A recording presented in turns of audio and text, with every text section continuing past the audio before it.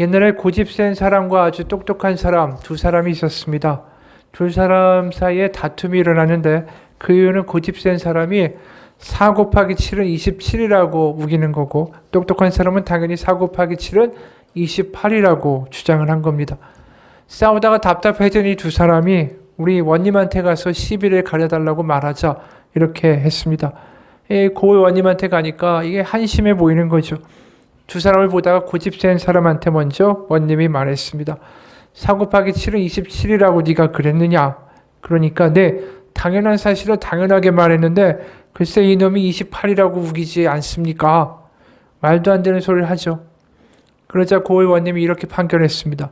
27이라고 대답한 놈은 풀어주고 28이라고 답한 놈은 곤장을 10대를 쳐라. 고집센 사람이 이걸 보고 이 똑똑한 사람을 놀리면서 그래 네가 틀렸지 하면서 의기양양하게 자리를 떴어요.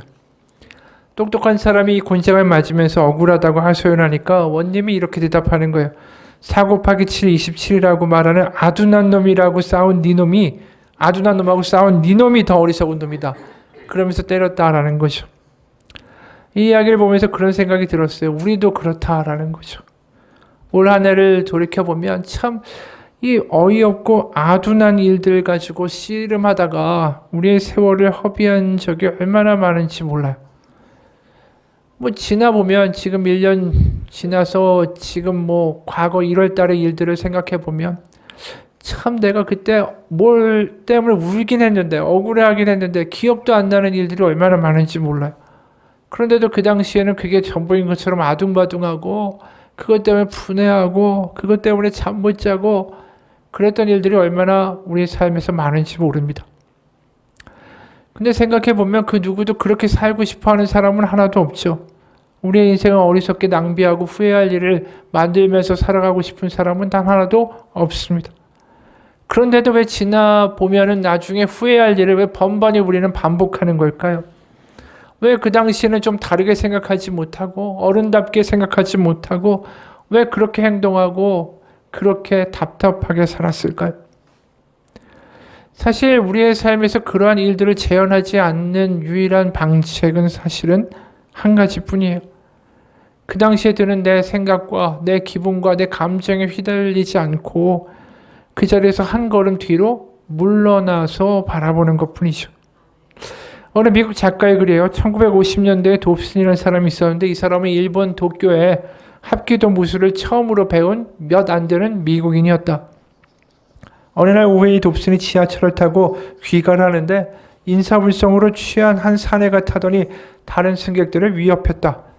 거구의 사내는 아기를 아는 여인에게 주먹을 휘두르고 한 노부부를 혼비백산하게 해서 도망치게 만들었다. 참다 못해서 이 dobson은 결국 자신이 배웠던 그 무술을 처음으로 한번 일반인에게 사용해야 되겠다라고 마음을 먹었다.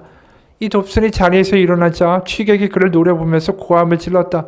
어이 양키놈, 일본식으로 한번 나한테 쓴맛 좀 봐야겠어. 일촉즉발의 순간에 한 나이 지긋한 일본인 승객이 길에서 절친한 친구를 우연히 만난 사람처럼 반가운 목소리로 그 순간에 이보게 하고 불렀다. 만취한 남자가 누가 자기를 부르는지 보려고 고개를 돌리니까 노인은 손을 가볍게 흔들어 그 사람한테 이리 오라고 불러서 친근하게 말을 걸기 시작했다. 처음에는 취객이 계속해서 고래고래 소리를 질렀지만 이내 노인의 따뜻한 태도에 누그러져서 자신의 아내와 또 자신의 집의 정원에 대한 이야기를 하나하나 털어놓기 시작했다. 남자는 저녁이면 아내와 함께 오래된 나무 의자에 나란히 앉아서 차를 마시던 추억을 회상했다. 멋진 아내분을 두셨구먼. 노인의 말에 남자는 흐느끼기 시작했다. 그러면서 하는 말이 마누라가 죽었어요. 계속해서 그는 직장과 집을 잃은 아픔도 털어놓기 시작했다. 어느새 지하철은 dobson이 내릴 역에 도착했다. dobson이 내릴 때 노인이 만취한 남자에게 슬픈 일을 모두 털어놓으라고 말하는 소리가 들렸다. dobson이 마지막으로 본 모습은 그 남자가, 그 만취한 남자가, 그 분노의 사내가 이 노인의 무릎에 머리를 누이고 좌석에 두 다리를 쭉 뻗고 누워있는 모습이었다. 이 이야기를 보면서 그런 생각이 들었어요. 우리도 마찬가지다. 이 분노하고 있는 이 사내가 우리 안에 다 하나씩은 존재하죠. 우리 가운데 외로움이나 슬픔이나 억울한 감정이나 아픔이나 상처들이 다 있습니다. 그런 내 안에 있는 그 분노한 사내가 어떻게든 달래지지 않으면은 우리는 늘 주변에 그 분노를 전이시키고 엉뚱한 데 가서 화풀이하고 짜증내고 화내고 주변을 다 엉망으로 만들고 말죠. 우리가 후회하지 않는 삶을 살아가는 길이 거기에 있어요. 뭐냐 하면 내 안에 있는 그런 분노가 많고 억울하고 그 외로운 그 존재가 하나님을 만나서 그 모든 걸 다 털어놓게 하는 거죠. 그러니까 내 안에 있는 작고 분노하고 외로워하고 내 이 뭔가 이렇게 우라통이 터지고 한스러운 나의 존재가 하나님을 만나서 그 모든 짐을 다 털어놓도록 내려놓도록 하는 것. 그 말을 다른 말로 뭘로 표현할 수 있을까? 아까 이야기에 그 즉시에서 느껴지는 감정과 분노의 회오리에 휩쓸려 가는 게 아니라 그 자리에서 한 걸음 물러서서 주님을 찾는 거죠. 주님께 이야기하고 주님 다 아시죠. 주님 내 안에 있는 이 억울함도 분함도 분노도 아시죠. 바로 내 안에 있는 이 분노한 이 외로운 존재가 화내고 말하고 분노하고 반응하고 튀어나오기 전에 한 걸음만 뒤로 머물러 보자라는 거죠. 여러분 오늘 이 본문에도 에베소 성도들도 이런 일들을 겪고 있어요. 뭐냐 하면 자신의 감정과 분노 때문에 이 손가락질을 하고 지적질을 하고 서로 감정 싸움이 일어나기 시작했습니다. 그게 왜 그러냐면 유대인 기독교인들과 이방인 기독교인들 사이에서의 문제예요. 유대인들이 보기에는 아무리 같은 기독교인이 됐다 할지라도 이들이 율법이나 할례를 무시하니까 이해가 안 가는 거죠. 그러면서 자신들이 정말 하나님의 자녀라고 막 떠들면서 막 살아가는 모습이 이해가 안 가는 거예요. 그러니까 2장 19절에 이런 말씀도 나오죠. 그러므로 이제부터 너희는 외인도 아니요 나그네도 아니요 오직 성도들과 동일한 시민이요 하나님의 권속이라.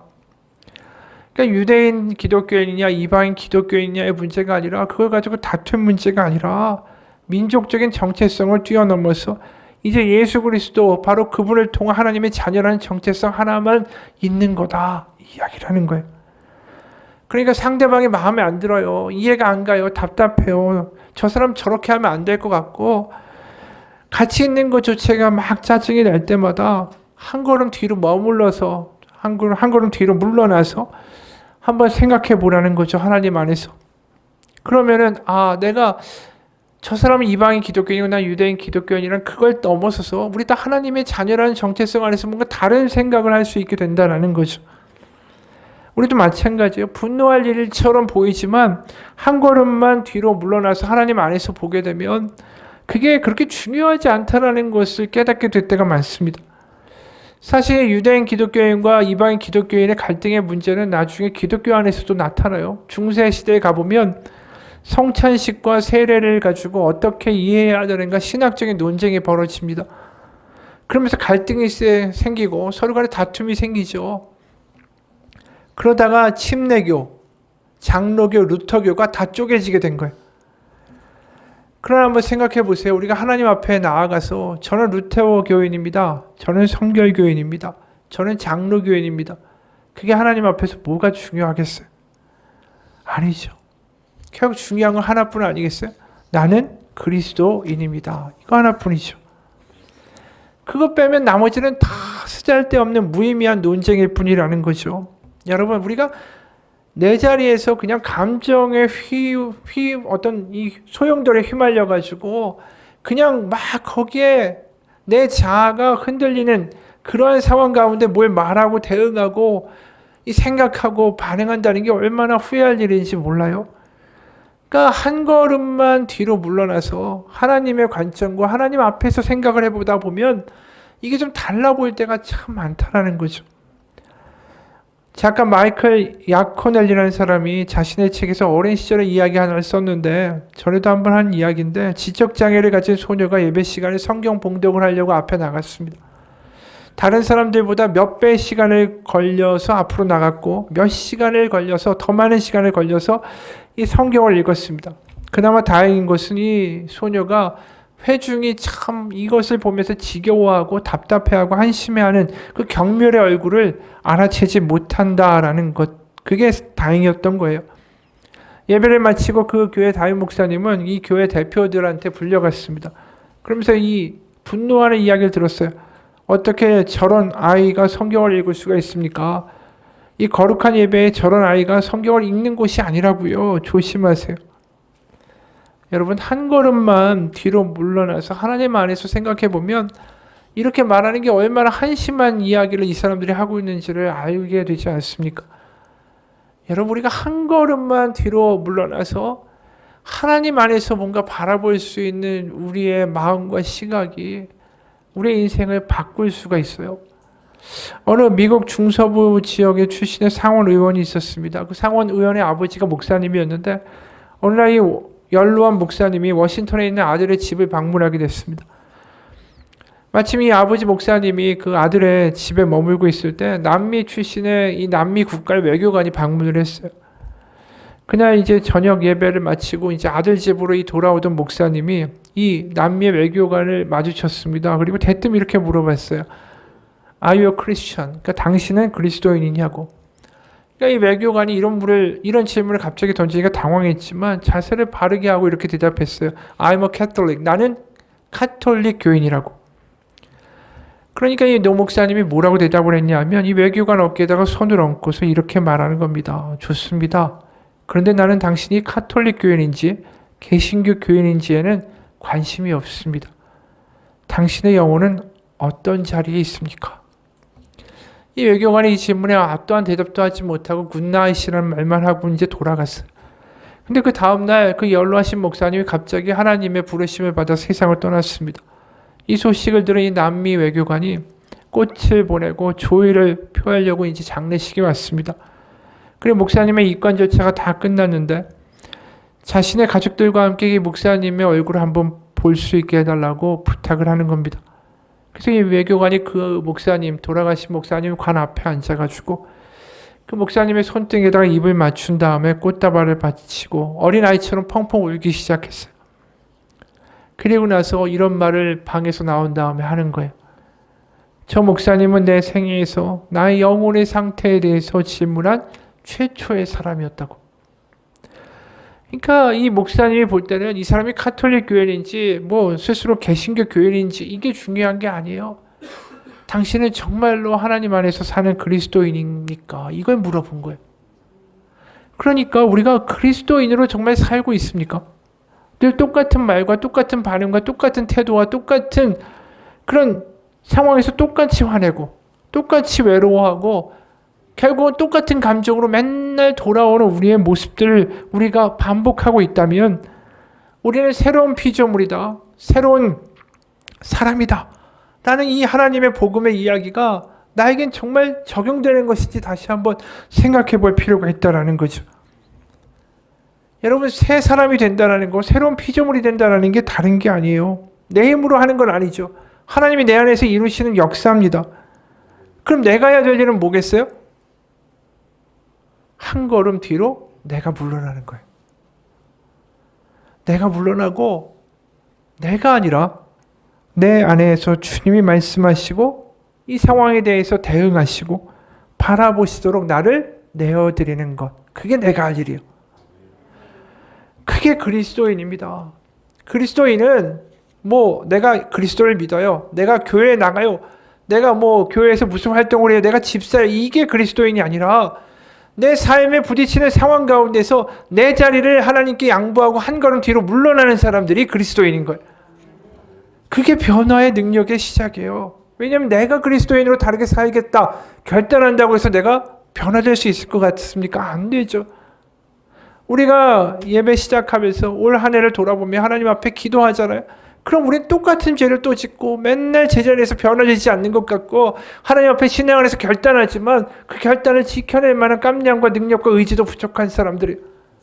근데 왜 우린 변화되지 않을까요? 새로운 피조물이라는데 왜 난 여전히 옛날 사람 같고 똑같이 말하고 똑같이 생각하고 왜 그러고 있냐고. 그 이유는 하나예요. 내가 물러나지 못하니까. 내가 보여지는 상황대로 분노하고 평가하고 지적질하고 판단하는 거 너무 쉽습니다.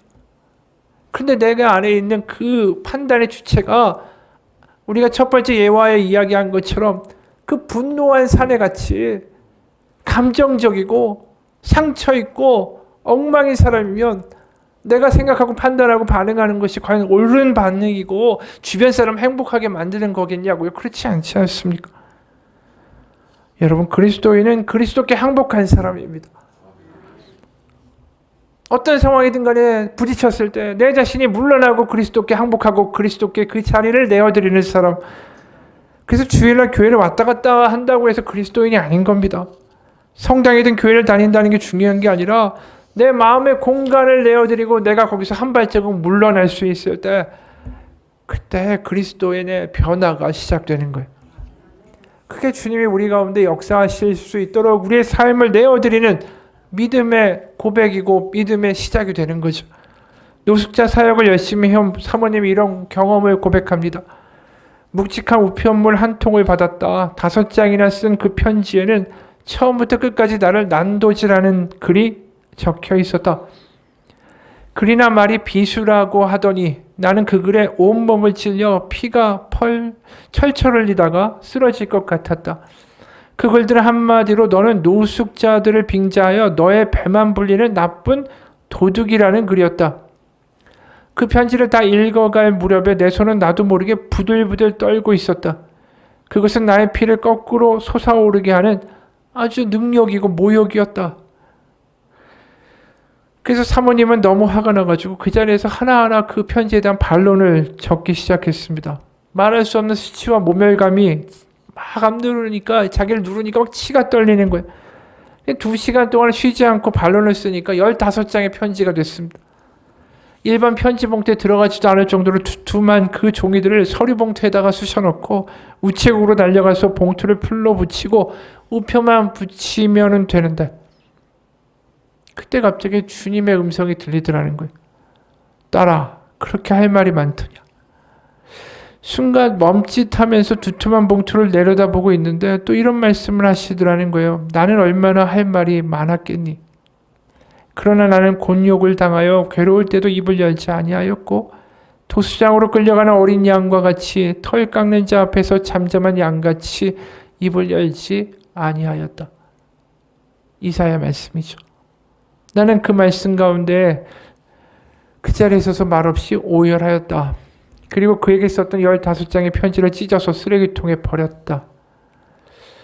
고린도후서 12장 10절에 내가 그리스도를 위하여 약한 것들과 능욕과 궁핍과 박해와 공고를 기뻐하노니 이는 내가 약한 그때의 강함이라 하였는데 나는 바울이 겪었던 궁핍도 박해도 공고도 정말 내 스스로 다 겪을 수 있다라고 자신해 왔는데 근데 갑자기 이 모욕의 편지를 받아보고 감당할 수 없이 분노가 폭발했던 것이다.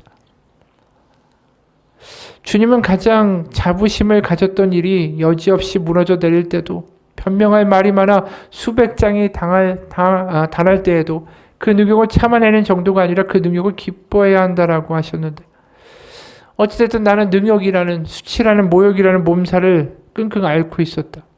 보름쯤 지났을 때 그에게서 편지가 왔다. 사모님, 제가 사모님께 죽을 죄를 지었어요. 그는 울먹이느라 제대로 말도 잇지 못했다. 그리고 그는 지금 나의 가장 신실한 동역자로 내 곁에 와 있다. 바울은 그의 동역자인 브리스가와 아굴라에게 그들은 내 목숨을 위해 자기들의 목까지 내어놓았다라고 소개했다. 바로 그는 나에게 있어서 브리스가와 아굴라와 같은 동역자가 되었다. 이 이야기 보면서 그런 생각이 들었어요. 이분이 그냥 감정대로 확 달려나갔으면 후회할 일을 만들었을 거예요. 그런데 자신이 한 걸음 뒤로 빠지고 그 자리에서 주님이 일하기 시작하니까 전혀 다른 일로 전개가 되더라는 거 아닙니까? 여러분 오늘 본문도 마찬가지 이야기예요. 이방인들이 기독교인이 돼가지고 마음에 안 들고 분노나고 짜증나고 그래서 교회가 하나가 안 되고 막 갈라지고 문제들이 막 생겨요. 그럴 때 지금 사도 바울이 하는 이야기는 그거예요. 당신 안에 있는 분노의 존재, 억울하고 외롭고 이 짜증나는 그 자아의 목소리에 휘둘리지 말고 한 걸음 뒤로 물러나서 하나님이 하시는 말씀을 들어보라고. 13, 14절에 그 말씀이에요. 우리가 다 하나님의 아들을 믿는 것과 아는 일에 하나가 되어 온전한 사람을 이루어 그리스도의 장성한 분량이 충만한 데까지 이르리니 이는 우리가 이제부터 어린 아이가 되지 아니하여 사람의 속임수와 간사한 유혹에 빠져 온갖 교훈의 풍조에 밀려 요동하지 않게 하려 함이라. 간단하게 이야기하면 여기 끝에 뭐라고 이야기합니까? 요동하는 자아가 있다라는 거예요. 요동하는. 세상의 말들과 주변의 말들과 주변의 비판들과 유혹들과 하여튼간 어찌됐든 나의 요동치는 막 출렁대는 이 감정 때문에 요동하고 있는 그 자아, 그 어린 아이와 같은 상황에서 벗어나라고 말하는 거죠. 어린 아이는 감정에 금방 반응하잖아요. 아프면 아프다고 그러고 기쁘면 기쁘다고 그러고 막 짜증내고 막 출렁출렁 되죠. 그런 어린 아이가 아니라 온전한 사람, 바로 그리스도의 장성한 분량까지 자라난 그 어른으로 우리 살아갑시다. 그 이야기가 뭘까요? 여러분, 어린아이같이 어린아이의 자아, 분노의 자아, 거기서부터 그 자아를 한 발자국 뒤로 물러나게 하고 이제 하나님의 이야기를 듣자는 거죠. 하나님이 뭐라고 말씀하시는지 그 말씀에 따라 반응하다 보면 우린 전혀 다른 반응을 하게 되고 그것이 그리스도의 장성한 믿음이 되는 것이다라고 말하고 있는 거예요. 여러분, 내 스스로 커가는 게 아닙니다. 믿음은 내가 얼마만큼 주님께 내 자리를 내어드리는가에 비례하여 믿음은 자라나는 거예요. 그리고 하나님을 경험하는 것도 마찬가지입니다. 내가 내 감정대로 막 살고 있는데 무슨 하나님을 경험하겠어요? 내가 거기서 한 발자국 내 이 분노한 어린아이와 같은 자아가 뒤로 물러나도록 뒤로 끌어당기고 그 공간에 하나님을 부르고 초청하다 보면 우리가 전혀 생각하지도 못한 말들과 대응들과 그 생각들을 하게 된다는 거죠. 그러면서 내가 내 주변의 아내한테, 자녀에게, 또 남편에게, 주변의 사람들에게 다른 말을 할 수 있게 되는 거예요. 그러면서 다르게 말하고 다르게 생각하는 어른이 되는 거죠. 그런데도 우리가 그걸 못하니까 맨날 똑같은 상태로 사는 거예요. 신앙에서 어린아이와 같은 상태로. 그러니까 맨날 감정대로 살다가 또 한 해가 가고 또 똑같은 죄를 고백하고 또 제자리에서 맨날 맴도는 것 같은, 변화되지 않는 것 같은 그런 다람쥐 쳇바퀴 도는 것 같은 믿음을 살아가고 있다는 거죠. 그래서 19, 20절에도 이런 말을 하죠. 그들이 감각 없는 자가 되어 자신을 방탕에 방임하여 모든 더러운 것을 욕심으로 행하되 오직 너희는 그리스도를 그같이 배우지 아니하였느니라. 이게 무슨 말씀이에요? 너희들 복음이 뭔지 알지 않느냐? 그리스도가 너희 안에서 살아주신다고 하지 않았느냐? 그게 복음 아니냐? 이제 너희를 그분께 내어드려라.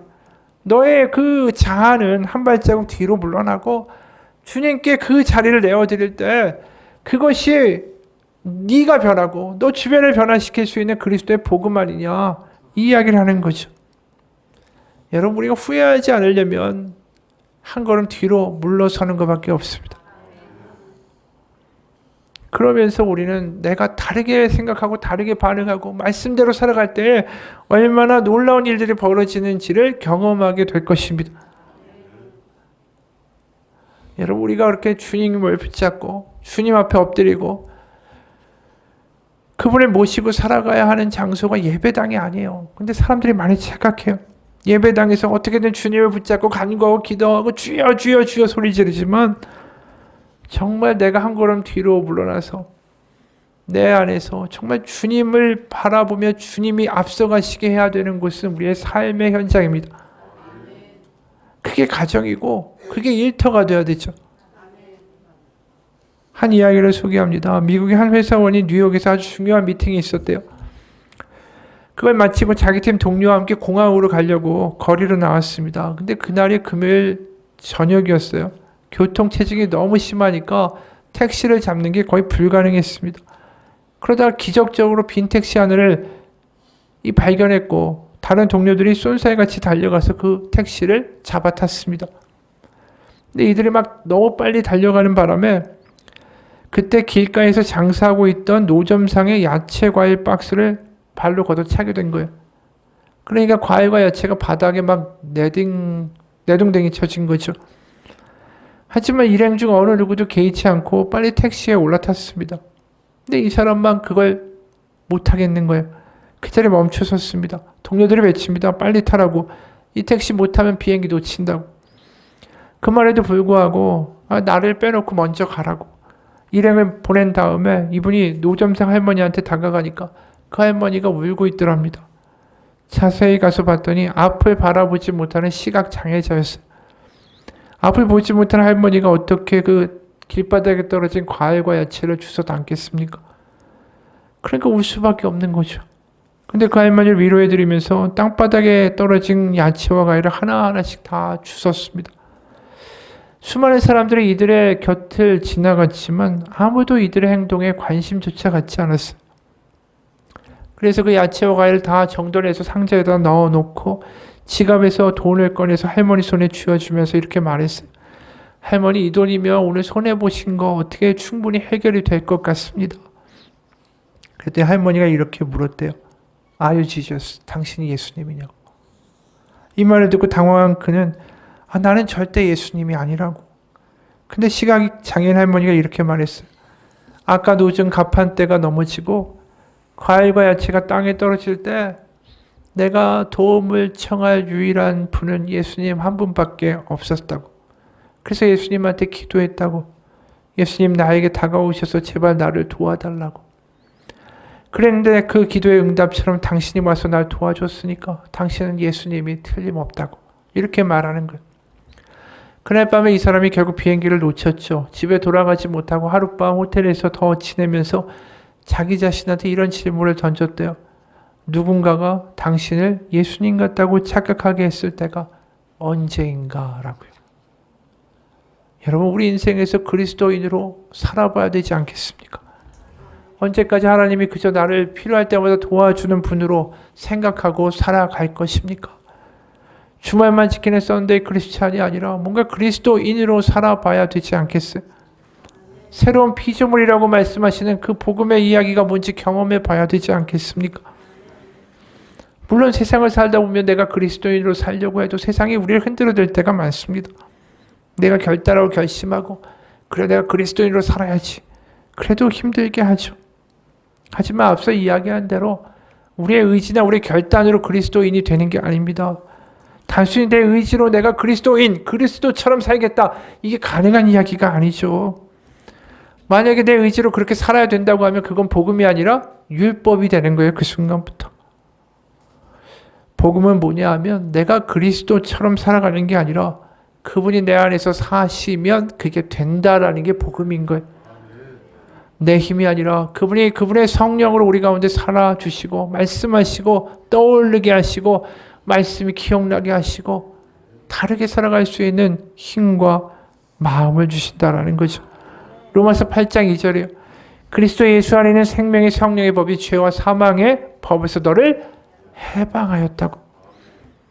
여러분, 해방했다라는 말이 얼마나 감격적인 말인지 아십니까? 내 안에 있는 그 분노하고 있는 사내와 같은 감정적인 그 감정의 어떻게 보면 소용돌이에 휘말리는 그런 내 모습을 해방시키시고 이제 다르게 살아갈 수 있는 하나님의 마음을 주셨다라는 이야기 아니겠어요? 여러분, 하나님이 우리에게 나처럼 그리스도처럼 살아라 이렇게 말씀하시는 게 아니에요. 우리에게 원하시는 것은 그리스도 안에 머물라라는 거예요. 내 자아가 뒤로 한 걸음 물러나는 겁니다. 그러니까 사도 바울이 이런 말씀하는 거 아니에요? 갈라디아서 2장 20절에 내가 그리스도와 함께 십자가에 못 박혔나니 그런즉 이제는 내가 사는 것이 아니요 오직 내 안에 그리스도께서 사시는 것이라. 이제 내가 육체 가운데 사는 것은 나를 사랑하사 나를 위하여 자기 자신을 버리신 하나님의 아들을 믿는 믿음 안에서 사는 것이라. 이 이야기는 간단한 거예요. 결국 요약하면 매일 죽노라 내 자아가 뒤로 빠지고 바로 그분이 앞서서 나 안에서 살아주신다. 사도 바울이 쉬지 말고 기도하라 범사에 감사하라고 이야기했을 때도 마찬가지예요. 그가 쉬지 않고 기도한 게 뭘까요? 그분이 선교를 하고 사도 바울이 수많은 곳을 다닐 때 얼마나 핍박을 받았어요. 돌도 맞고 파손도 하고 강도도 당하고 매질도 당하죠. 그럴 때마다 그가 자신의 자아가 이야기하는 게 뭐겠어요? 야, 난 너무 외로워. 나 되는 게 하나도 없어. 야, 나 참 이렇게 살다가 참 한심해. 이런 어떤 감정으로 자꾸만 가는 게 아니라 쉬지 않고 주님 앞으로 달려간 거죠. 내가 생각하고 내가 판단하는 데서 한 걸음 뒤로 나는 빠지고 내가 주님 안에 달려가고 주님 앞에 서기 시작하니까 주님 앞에 내 자리를 내어드리니까 거기서 다른 생각을 하면서 살아갈 수 있는 힘을 얻었다라는 거죠. 여러분, 오늘 15절도 마찬가지. 오직 사랑 안에서 참된 것을 하여 범사에 그에게까지 잘할지라.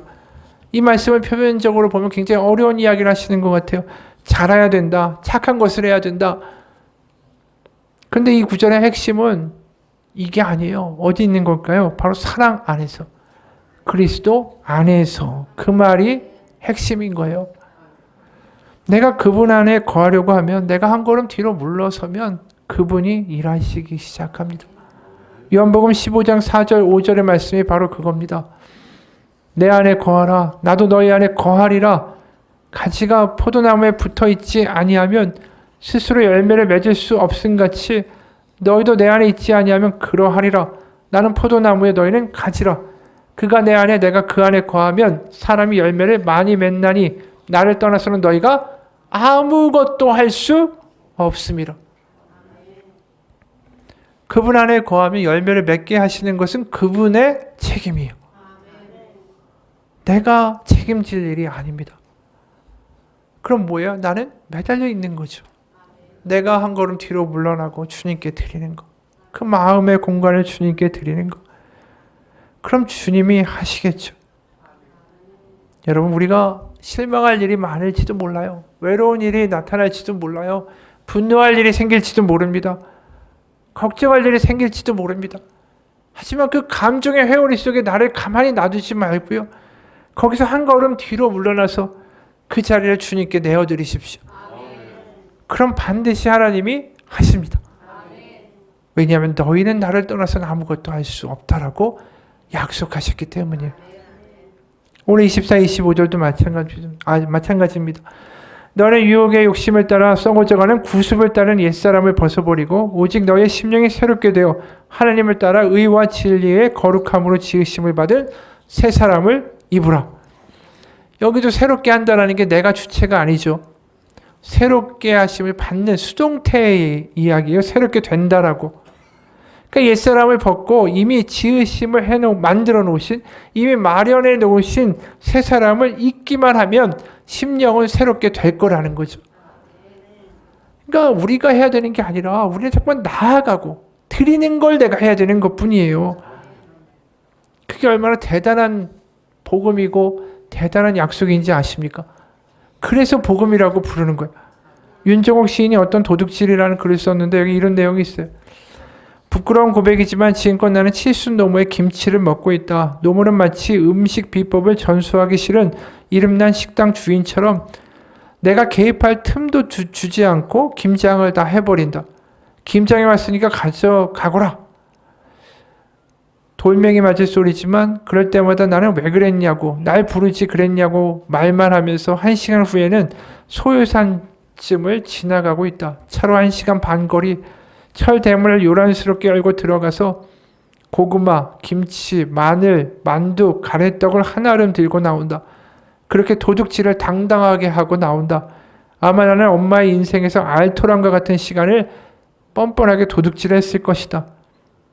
어머니는 단번에 일어서지도 못하고 서너 번의 분절로 허리를 펴고 섰을 텐데 발끝마저 점점 흐릿해지는 엄마의 힘은 도대체 어디서 오는 걸까?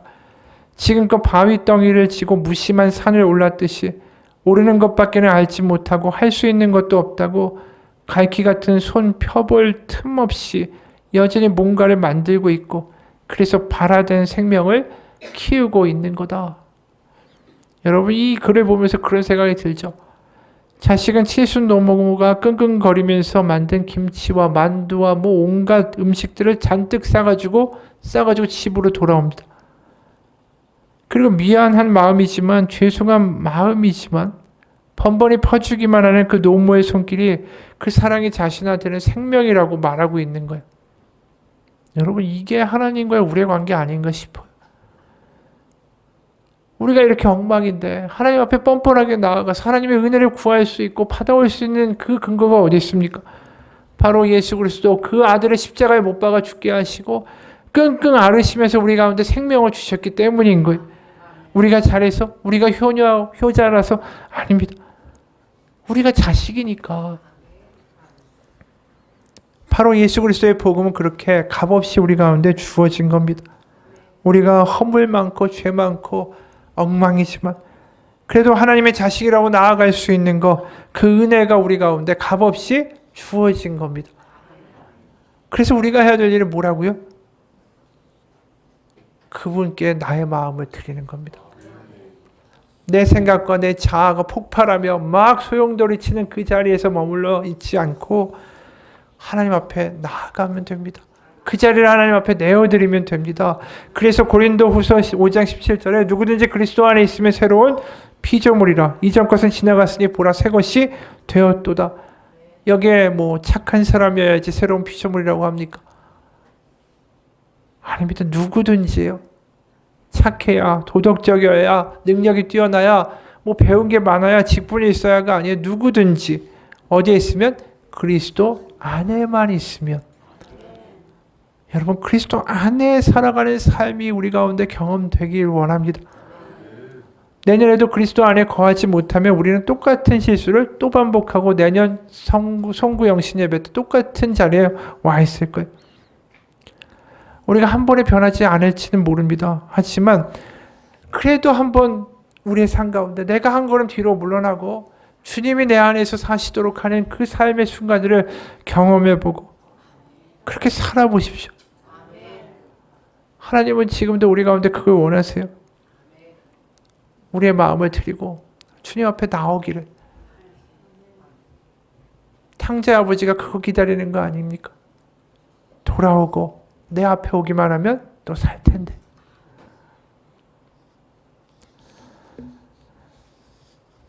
여러분, 우리가 시편 9절 중에 이런 대목들이 있죠. 우리가 유명하게 잘 아는 시편 18편 2절. 여호와는 나의 반석이시오, 나의 요새시오, 나를 건지시는 이시오, 나의 하나님이시오, 내가 그 안에 피할 나의 바위시오, 나의 방패시오, 나의 구원의 뿌리시오, 나의 산성이시로다. 이야기를 뭐 워낙 좋아하는 분들도 많고 어디에 가보면은 이렇게 벽에다 붙여놓으신 분들도 있어요.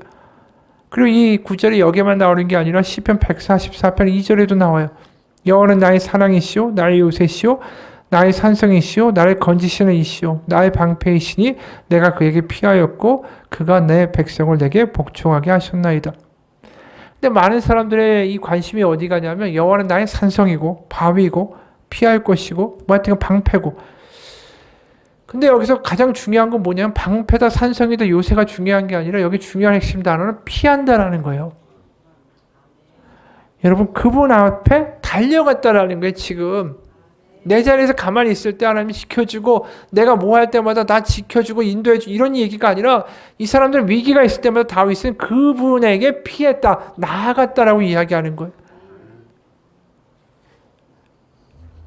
여러분, 이런 비유하고 같은 거예요. 예를 들어서 어떤 그 부부가 시골에 사는데 암탉에 병아리를 깠습니다. 근데 병아리가 사방으로 흩어지는 거예요. 왜? 매가 나타났으니까. 근데 그 순간에 이분이 뭘 깨달았냐 하면 어린 닭이 병아리들한테 달려가서 날개로 그대로 덮어준 게 아니라는 거예요. 어린 이 어미 닭이 어떻게 하냐면 자세를 한껏 낮추고 날개를 쫙 피니까 어떻게 됐냐면 모든 병아리들이 사방에서 그 어미 닭의 날개 밑으로 쏜새같이 달려가더라는 거죠. 그리고 그 순간에 어미 닭은 날개를 접어서 그 모든 병아리를 안전하게 숨겼습니다. 병아리를 잡으려면 반드시 매는 그 어미 닭을 통과해야만 되는 거예요. 그래서 어미 닭한테 달려가는 병아리를 볼 때마다 이분이 생각이 딱 든다는 거예요. 아, 저게 하나님 믿는 거구나. 하나님께로 뭐가 있으면 달려가야 되는 거구나. 피해야 되는 거구나. 그게 믿음이구나. 여러분, 우리가 믿음을 자꾸 하나님을 이용하려고 하지 말고 하나님한테 달려가고 하나님께 나의 마음을 내어드리는 삶을 살아보십시오. 그리스도 안에서라는 말이 얼마나 대단한 말인지를 경험해 보시기를 축원합니다. 그리스도 안에 비밀이 있고요. 능력이 있고요. 변화가 있고요. 소망이 있고 역전의 이야기가 있는 거예요. 여러분 한 발자국만 뒤로 물러나세요. 그리고 그 공간을 주님께 내어드리십시오. 그러면서 그리스도 안에가 얼마나 깊은 의미가 있는지를 깨닫는 새해가 되시기를 바랍니다. 마지막 한 이야기로 마치죠. 어느 유명한 피아니스트가 유학을 갔어요. 유학을 가가지고 쇼팽의 발라드를 이제 배워야 되는데, 이제 선생님이 그 쇼팽의 4번 곡을 준비해 오라고 이야기했을 때 이분이 어린 나이였는데 어떻게든 첫 레슨 때 선생님한테 강렬한 인상을 주고 싶었대요. 그래서 아주 기교가 굉장히 많이 필요한 그 곡의 맨 마지막 부분에 집중적으로 연습해가지고 곡을 받은 지 일주일 만에 다 악보를 암기해 간 거예요. 그리고 자신만만하게 갔는데 그 선생님 앞에서 피아노를 딱 치는데 첫 번째 음을 딱 치는데 선생님이 그만 치라고 그러더라는 거예요. 왜냐하면 그게 음색이 아니라는 거예요. 느린 템포로 서정적으로 연주되는 그 첫 번째 음 딱 치는 게 이 사람은 내가 생각할 때 내 끼를 충분히 할 수 있는데 그게 아니었다라는 거죠. 그래서 2시간 내내 동안 뭘 했냐면 다음 사람이 기다리는데 선생님이 계속해서 그 첫 음만을 몇백 번을 치게 만들라는 거예요. 그래서 그 소리 찾아 산만리를 했는데 점점 이 사람도 짜증이 난 거죠. 근데 선생님은 그 속을 꿰뚫어 보고 있는 것처럼 화내지 말라고 하면서 한 번이라도 그 음을 제대로 내야 집에 가서 그 음을 기억하면서 연습할 수 있다고. 그러다가 한참을 끙끙거리다가 그 비슷한 소리를 낸 거예요. 그랬더니 선생님이 탄성을 지르더라는 거죠. 너무나 흥분한 얼굴로 방금 그 소리 기억하냐고. 그렇게 물어보는 이 선생님의 이마에는 땀방울이 잔뜩 맺혀 있었다라는 거죠. 그러면서 이분이 깨달은 거예요. 그 후에 나는 피아노라는 게 누구나 건드리면 같은 소리가 나는 게 아니다. 피아니스트가 뭔지를 깨달았다라고 이야기했어요. 여러분, 음 하나를 제대로 칠 수 있어야 피아니스트가 되는 거잖아요. 우리가 신앙도 마찬가지예요. 내가 이거 잘하고 봉사하고 기도하고 뭐하고 내가 기독교 단체에서 뭘 했고 내가 하나님 믿어서 뭘 하고 이런 게 아니라 그리스도 안에서 산다라는 그거 하나 제대로 칠 수 있으면 그게 다 된 거예요. 그리스도 안에 산다라는 게 뭔지 그 깊이와 울림과 폭과 너비를 알면 그게 달라지는 거예요. 그리스도 안에 그 말이 가지고 있는 그 놀라운 복음의 메시지를 아는 그리스도인이 되기를 원합니다. 나중에 천국 가서 예수님 그동안 교회에서 말씀 많이 들었습니다. 만나서 반갑습니다가 아니라 이 땅에서 그리스도 안에 살아가는 은혜의 삶을 살아가십시오. 그리고 내가 나중에 하늘나라에 갔을 때 하나님이 나를 보면서 기뻐하시고 기억하시는 시간은 몇 분이라고요? 내가 그리스도 안에서 살았던 시간뿐이에요. 그 외 시간들은 하나님 앞에 아무 의미가 없는 겁니다. 그리스도 안에 살면 돼요. 이미 하나님의 선물과 복음과 능력은 주어졌습니다. 나에게는 소망이 없어요. 하지만 그리스도 안에 살면 새로운 삶이 열릴 것입니다.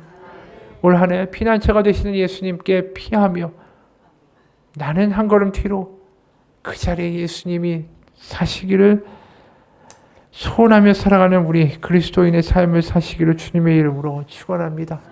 기도하겠습니다. 하나님, 그리스도 안에 살아간다라는 게 얼마나 복된 말인지를 경험하고 또 간증하고 얼마나 우리의 삶이 그로 인해 바뀌었는지를 주변 가운데 이야기하며 살아갈 수 있는 믿음의 삶을 새해에는 살게 하여 주옵소서. 그냥 습관적으로 교회 왔다가 또 나갔다가 습관적인 주일의 신앙이 아니라 교회당 안에서만 쓰는 신앙이 아니라 하나님을 이용하는 신앙이 아니라 그리스도 안에서 그분과 함께 살고 내가 한 발짝 뒤로 물러나고 그 자리에 주님이 나를 이끌어 가시도록, 그래서 그곳에서 역사하시는 주님의 음성과 주님의 만지심과 주님의 인도하심과 주님의 마음을 깨달으며 놀라운 그리스도인의 축복을 살아갈 수 있는 한 해가 되게 하여 주옵소서. 예수님의 이름 받들어 기도합니다. 아멘.